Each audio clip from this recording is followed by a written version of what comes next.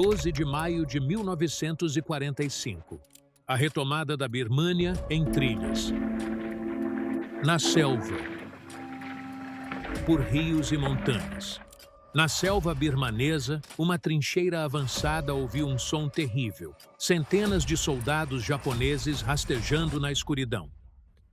Quando granadas choveram, o fuzileiro Lakshman Gurung as jogou de volta, até que uma explodiu em sua mão, arrancando dedos e cegando-lhe um olho. Ferido e só, ele pegou seu fuzil e lutou por 4 horas, detendo o ataque sozinho. Hoje, descubra como um Gurkha transformou uma trincheira em um cemitério na Segunda Guerra. Inscreva-se para mais heróis esquecidos. No alto do oeste do Nepal, Dakani se agarrava à encosta como um teimoso pedaço de terra. Os invernos eram rigorosos, verões úmidos, e cada família cultivava a terra, sabendo que as colheitas mal saciavam a fome. Em 1917, numa casa de madeira com paredes de barro, Lakshman Gurung nasceu em um mundo onde sobreviver significava trabalho árduo, coragem e silêncio. Não havia luxo nas montanhas. Os meninos aprendiam que mãos rachavam, costas curvavam e esperanças eram pequenas. Mas as aldeias nepalesas sussurravam sobre outra fuga forjada em aço. Por mais de um século, os Gurkhas serviram a coroa britânica, ganhando fama mítica de bravura. A lâmina kukri, curva que carregavam, era tão temida que inimigos se rendiam para não a enfrentar de perto. Em Dakani, as crianças ouviam nomes de heróis Gurkha como orações. Histórias contadas junto a fogueiras sobre homens que gravaram bravura em solo estrangeiro e voltaram como lendas. Para os pobres, o exército era mais que glória. Oferecia salário, comida e respeito. E o respeito importava em aldeias remotas, onde o status era uma moeda de troca. Lakshman via rapazes mais velhos voltarem de uniformes impecáveis e postura endurecida. Via pais os saudarem, mães chorarem de orgulho. Dentro dele, algo novo e mais forte que a pobreza se formou.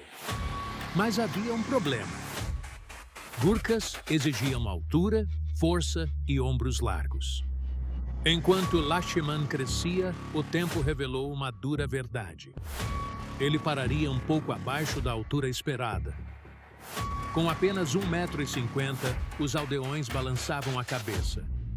Pequeno demais, sussurravam.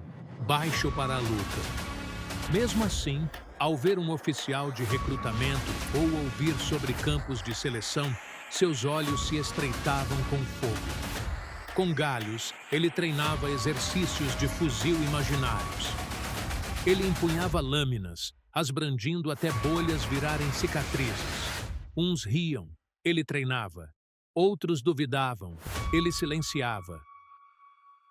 O lema dos Gurkhas passava por sua mente como um mantra. Melhor morrer do que viver como um covarde. Enquanto o mundo caminhava para a guerra global, as colinas do Nepal forjavam um jovem que se recusava a deixar que o tamanho medisse a coragem. Porque naquelas montanhas, a força não estava nos ossos. Nascia da vontade. Aos 20 e poucos anos de Lakshman, o mundo se desfazia. A Europa foi engolida pela Blitzkrieg nazista. Cidades ardiam sob a Luftwaffe. Nações caíam em semanas. Longe dali, o Japão expandia um império pela China, Sudeste Asiático e Pacífico. A Grã-Bretanha estava exausta. Todo regimento era vital. Todo fuzil importava. As tabelas de altura, antes rígidas, pareceram negociáveis. Em 1940, recrutadores britânicos voltaram ao Nepal, subindo as estradas montanhosas. Montaram acampamentos, testaram resistência, mediram força e examinaram os rostos esperançosos de centenas de jovens. A seleção Gurkha era rigorosa. Corridas com sacos de areia em subidas, treinos de pontaria, testes de sobrevivência e inspeções que podiam aniquilar um sonho com um erguer de sobrancelha. Mas, naquele ano, algo mudou. Discretamente, padrões de alistamento foram flexibilizados. A guerra global não admitia medidas perfeitas. Lachimann se apresentou e os aldeões observaram, uns com pena, outros com dúvida. Sua altura ainda era pouca, mas a carência de soldados ofuscava a medida. Recrutadores viram sua força, notaram a intensidade em seu olhar e a sentiram. E assim, o rapaz, pequeno para a lenda, foi nela aceite. Ele partiu com botas emprestadas que lhe ficavam largas, deixando para trás terras e obrigações. O treino começou nas planícies úmidas da Índia, sob comando britânico. Dias longos, noites curtas. Recrutas aprendiam a desmontar o fuzil vendados, a marchar na chuva sem fim, a distinguir camuflagem inimiga da sombra da selva. O fuzil LEEENFIELD virou extensão do braço e instinto. Ferrolho macio, coice forte, munição escassa. Veteranos Gurkha incutiam disciplina. Atirem no que virem. Atacai o que não podeis. Repetiam os recrutas até o medo ser superado. Eles aprenderam o saque da kukri, rápido, para baixo final. Estudaram táticas de emboscada, infiltração noturna e combate corpo a corpo, onde não havia misericórdia. Oficiais britânicos notaram algo inquietante. Baixa estatura não importava na trincheira. Na selva, a agilidade superava a força. Em coragem, os Gurkhas tinham uma reserva que a maioria dos exércitos nunca viu. Quando a Segunda Guerra Mundial chegou à Birmânia, Lachimann já não era um rapaz da aldeia. Ele era um fuzileiro experiente do 4º Batalhão, 8º Rifles Gurkha. Magro, letal, forjado na adversidade. Raramente falava, apenas treinava, observava e esperava. O mundo descobriria que o menor homem do regimento carregava um dos maiores corações. Quando o batalhão de Lachimann chegou à Birmânia, a selva foi o primeiro inimigo.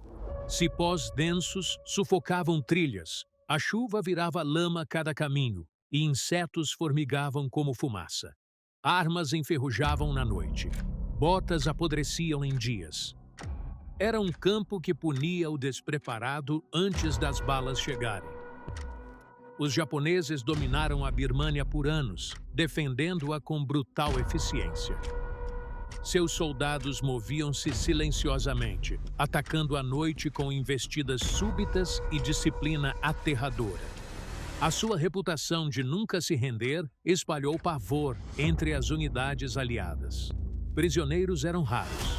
Sobreviventes, ainda mais raros. Os Gurkhas adaptaram-se rapidamente. Aprenderam a lutar no escuro, atirar no que se movia e atacar ao menor sussurro nos arbustos. Sua lâmina kukri curva era mais que arma, era ameaça psicológica. As patrulhas japonesas temiam o aço cintilante perto de suas gargantas. A doença virou outro adversário. Malária debilitava pelotões. Disenteria esgotava a energia mais que a batalha. A comida rareava. Soldados mastigavam biscoitos duros, ansiando por chá. Munição ficou escassa. Toda bala importava. O comando aliado avançou para retomar o país e cortar suprimentos japoneses. Cada colina, rio e fazenda virou área disputada. Os japoneses recuaram ao sul, lutando ferozmente. Unidades encurraladas atacavam como animais em pânico, emboscando postos para fugir. Em maio de 1945, o cerco aliado se apertou em Taungdao. O 4º Batalhão, 8º Rifles Gurkha, deveria selar uma das últimas rotas de fuga. Era uma encosta estreita e lamacenta, ideal para emboscadas ou catástrofes. Os Gurkhas cavaram uma trincheira avançada para vigiar a trilha. Essa posição detectaria qualquer tentativa de fuga e seria atingida primeiro. Reforçá-la sob fogo seria quase impossível. Se caísse, os japoneses devastariam o flanco da companhia. Lachman e mais 2 foram designados ao posto. Eles se prepararam em silêncio, empilhando munição, limpando galhos, afiando as cucres. A selva zumbia com insetos, mas, por baixo, sentiam outra coisa. Pressão, como nuvens de tempestade. Quando a noite chegou, a escuridão engoliu tudo. As formas sumiram. Sons se misturavam à imaginação. Lachman controlou a respiração. Soldados japoneses eram mestres em ataques noturnos. Todos sabiam. Antes do amanhecer, batedores viram centenas de inimigos. O ataque real se aproximava. A menor trincheira do setor se tornara o ponto crucial da linha, e Lachman estava lá. Em 12 de maio de 1945, horas antes do amanhecer, a selva silenciou. Então, sussurros, farfalhar, o tilintar de pinos. A 1h20, a granada arqueou na escuridão, caindo perto da trincheira avançada. Lachman a pegou e arremessou de volta. A explosão iluminou a selva como um raio, revelando soldados japoneses correndo o morro acima. Poucos segundos depois, outra granada caiu na trincheira. Ele a pegou e arremessou de novo. A explosão no ar espalhou estilhaços sobre as silhuetas. Os atacantes esperavam a queda da posição, mas o defensor rugiu em resposta. Então, a terceira granada caiu a seus pés. Ele se curvou, pegou e, naquele segundo fatal, detonou. A explosão arrancou os dedos da mão direita. Estilhaços rasgaram seu rosto, cegaram o olho direito e atingiram peito e pernas. Queimaduras carbonizaram o músculo. A força o jogou contra a trincheira. Os outros 2 gurkhas, atrás dele, foram atingidos, sangrando e atordoados.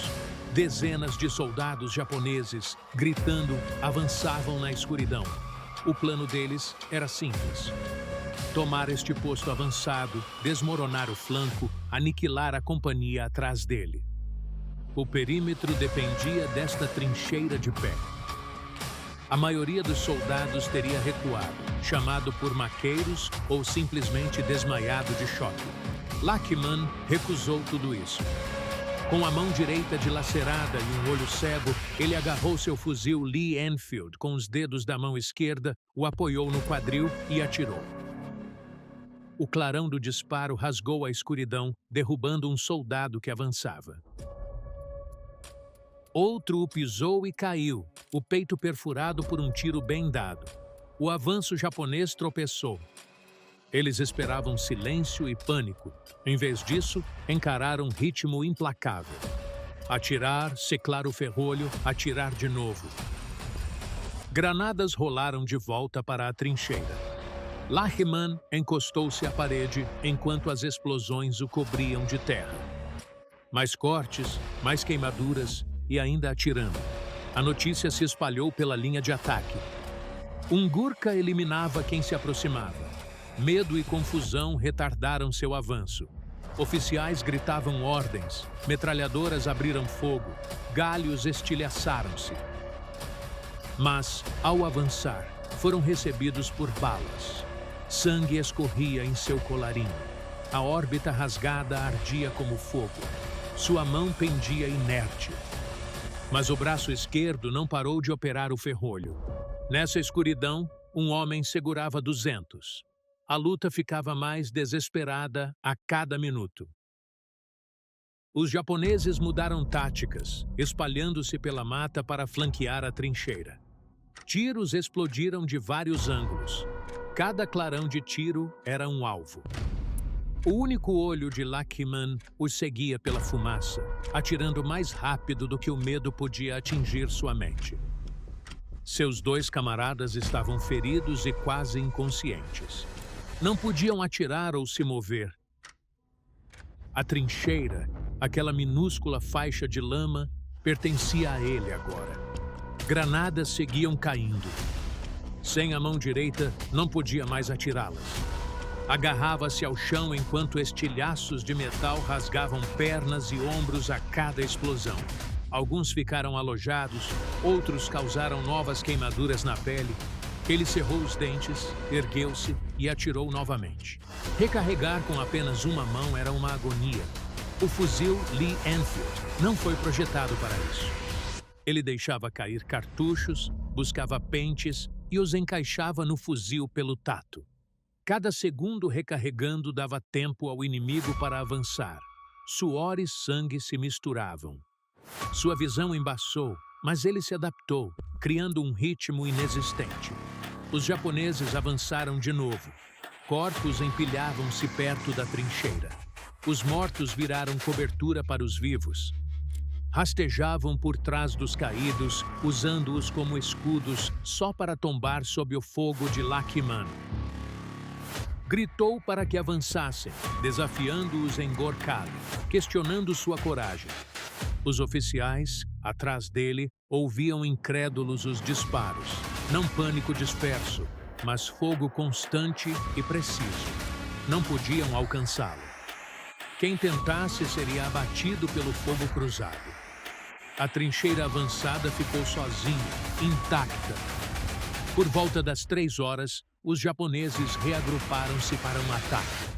Metralhadoras varreram o perímetro. Fuzileiros atacaram, esperando que a quantidade superasse o defensor. O ombro de Lakiman martelava a coronha. O fuzil recuou repetidamente, o clarão do cano dançando como uma batida de coração. Soldados caíam em grupos, gritos cortavam a selva. O ímpeto morreu. Finalmente, o ataque vacilou. Os atacantes recuaram para as árvores, ofegando, aterrorizados pela trincheira inabalável. Lakiman ajoelhou-se em silêncio, o fuzil tremendo em sua mão, piscando pelo sangue. Não sabia quantas balas restavam, nem se importava. Ele atiraria a última bala e lutaria com o aço. A selva silenciou estranhamente. Pela primeira vez em horas, granadas não cruzaram o ar. Fuzis não dispararam do mato. A fumaça pairava como névoa. Na escuridão, oficiais sussurravam, reunindo sobreviventes para um último ataque antes do amanhecer. Se falhassem, a luz do dia os revelaria a aviação e artilharia aliadas. Lakiman sentia seu pulso enfraquecer. Sua mão direita era um coto. Seu olho latejava. Estilhaços ardiam. O sangue encharcava seu uniforme. Seu fuzil parecia mais pesado que rocha.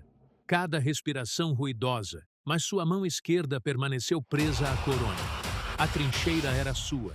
Perder a consciência significava perder a linha. Então, a selva explodiu de novo. Dezenas de soldados japoneses avançaram, gritando e atirando sem controle. Atacaram de vários ângulos, determinados a dominar o defensor antes do amanhecer. Balas arrancavam lascas das árvores e terra voava para a trincheira. Uma granada explodiu ao seu lado, cobrindo-o de terra e metal. Ele cambaleou, afastou a escuridão e atirou de novo. Caiu um, depois outro e, em seguida, mais um. Ele percebeu que o ferrolho estava vazio, sem mais munição. Apalpou cada bolsa. Nada, apenas pano molhado de sangue. Lentamente, ele alcançou o parapeito e segurou a lâmina Kukri.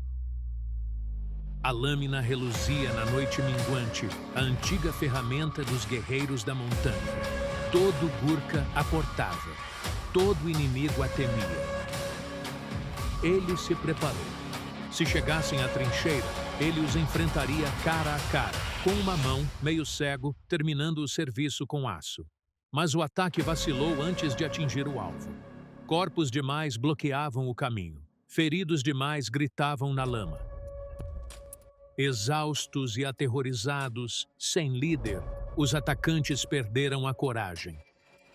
Quando os primeiros raios de sol atravessaram a copa das árvores, os japoneses já recuavam para o verde profundo, arrastando os feridos, abandonando os mortos.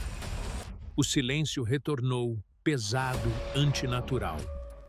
Atrás da linha, oficiais avançaram ao amanhecer, esperando um cadáver na trincheira. Em vez disso, acharam Lachman encostado na parede, fuzil sobre os joelhos, Kukri pronta. Mal consciente, ainda vigiava as sombras. Ele segurou um homem numa trincheira. Uma noite e 200 homens foram completamente detidos. Os médicos chegaram sem fôlego, esperando o pior. O que encontraram parecia impossível. Lachman estava mal vivo, perdendo e recobrando a consciência. Sua mão direita em ruínas, seu olho direito cego. Estilhaços cravados em seus braços e pernas. O chão da trincheira estava coberto de cápsulas vazias. Do lado de fora, a evidência. Corpos espalhados como folhas, armas caídas no ataque, rastros de sangue sumindo nas árvores. Levaram-no numa maca para a retaguarda com a lâmina Kukri ao lado. Cirurgiões trabalharam o dia todo. Amputaram o que restava da sua mão, enfaixaram queimaduras, removeram fragmentos de metal. Combateram infecção, choque, perda de sangue. Outro homem teria morrido antes do amanhecer. Lachman sobreviveu por pura teimosia, uma característica sagrada para os Gurkhas. Quando a notícia se espalhou, a incredulidade virou admiração. Oficiais inspecionaram o campo de batalha. Contaram 31 corpos perto da sua trincheira e dezenas de rastros adentrando a selva. Cada corpo foi atingido a queima-roupa. Não foi sorte, nem ninho de metralhadoras. Apenas um fuzil disparado por um único homem usando somente uma mão. Os relatórios subiram na cadeia de comando em tons de espanto. Companhia, batalhão, brigada, quartel-general. Generais traçaram o caos da noite e entenderam que a trincheira avançada era o ponto crucial do perímetro. Se caísse, 2 companhias seriam aniquiladas. Centenas morreriam. A linha romperia num desastre em cascata. Em vez disso, resistiu. O alto comando britânico reviu o caso. Testemunhas confirmaram detalhes, munições conferiam e a inspeção do campo de batalha comprovou a escala. Sem dúvida. A recomendação chegou a Londres, Cruz Vitória, a mais alta condecoração por bravura sob a coroa britânica. Enquanto os documentos viajavam, Lachman estava em hospitais. Seu coto curou. Seu olho vazio foi coberto. Enfermeiras aprenderam seu humor. Seco, calmo e desarmantemente gentil. Ele não pediu medalhas, mas notícias da companhia. Meses depois, ao saber da condecoração, apenas assentiu. Só mantive minha posição, disse ele. Para ele, era o dever. Para o mundo, foi algo muito maior. A noite em que um soldado parou um exército. Quando as armas finalmente se calaram e a guerra cambaleou para o seu fim, Lachman retornou a um mundo que já não se assemelhava à selva onde sobrevivera. As aldeias no Nepal o acolheram com reverência silenciosa, não desfiles. Famílias sussurravam seu nome à sua passagem. Crianças se endireitavam ao ver a manga vazia dobrada no uniforme. Para eles, era a prova viva de que lendas não eram só histórias. Mas a vida pós-guerra não foi heróica. Foi comum e difícil. Cultivar com uma mão era agonia. Ferramentas escorregavam, colheitas falhavam e havia poucos empregos. À noite, pensos encharcavam antes do amanhecer. Os sonhos levavam-no à trincheira, várias vezes. Granadas, zumbidos, gritos engolidos pela escuridão da selva. A mulher via-o acordar em suores frios, olhando para um mundo só dele. A pensão que recebia não bastava para sustentar a família. Como muitos Gurkhas, ele sofria em silêncio. Não havia câmeras para registrar suas lutas, nem jornais para sua fome, apenas vizinhos que viam um herói carregar baldes de água na chuva. Ainda assim, ele jamais reclamou. Quando questionado se arrependia de algo, ele respondeu: "Não, meus homens viveram." Décadas depois, a Grã-Bretanha recordou. Chegaram convites para desfiles e homenagens. Ao lado de generais e estadistas, um homem pequeno, sem uma mão. Mas cada soldado que o abordava saudava. Eles sabiam o que a Cruz Vitória significava, o que ele havia suportado.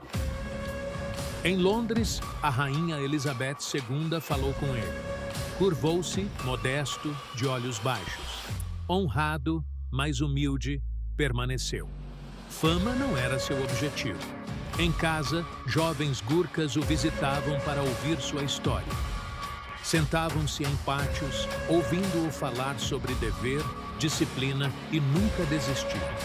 Ele nunca se vangloriou. Ele disse: quando se posicionar, posicione-se por todos. Com a idade, virou defensor dos veteranos esquecidos, implacável, persistente, educado. Governos aumentaram pensões e apoio médico porque homens como Lachman não pararam de lutar por outros. Na virada do século, sua voz havia se tornado um legado. A selva há muito retomou o campo onde ele fez sua defesa imortal. Mas nas colinas do Nepal, em fogueiras e campos, seu nome era um juramento.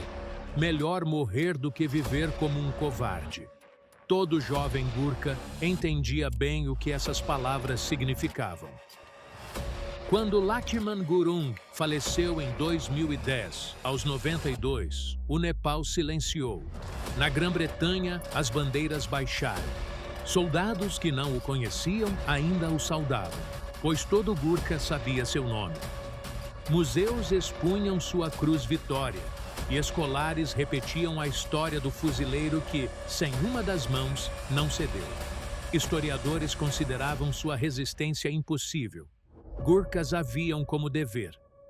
Hoje, a selva engoliu a trincheira onde ele mudou a história, mas novos recrutas ainda sussurram sua história antes de treinar, segurando suas lâminas kukri mais firmes. Seu legado não são medalhas ou monumentos, mas sim o lembrete de que a coragem é uma escolha. Um homem, meio cego, sangrando, superado em 50-1, manteve-se firme e disse não. Numa guerra de milhões, ele lutou sozinho e venceu.